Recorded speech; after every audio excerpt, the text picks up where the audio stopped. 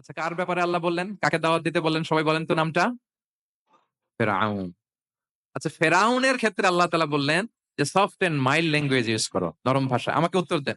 আমাদের কারেন্ট সময় আমরা যাদেরকে জালিম বলি, যাদেরকে খারাপ বলি, ফাসিক বলি, পাপাচারী, ধরেন যে আমার মতে বা আপনাদের মতে যে সবচেয়ে খারাপ পাপাচারী মনে করার সুযোগ আমাদের নাই। কে জান্নাতি কে জাহান্নামী এটা ডিসাইড করবে কে? আল্লাহ তাআলা। কিন্তু আমাদের চোখে যে পাপী, যে ভুল করেছে, যে জালিম, ওই জালিমগুলো, খারাপ লোকগুলো কি ফেরাউনের চেয়ে বেশি খারাপ ছিল? ছিল? ওই ফেরাউনের ক্ষেত্রে আল্লাহ বলেছেন ফাকুলা লাহু কাওলান লাইয়িনা। সফট ল্যাঙ্গুয়েজ ইউজ করো মুসা এবং হারুন।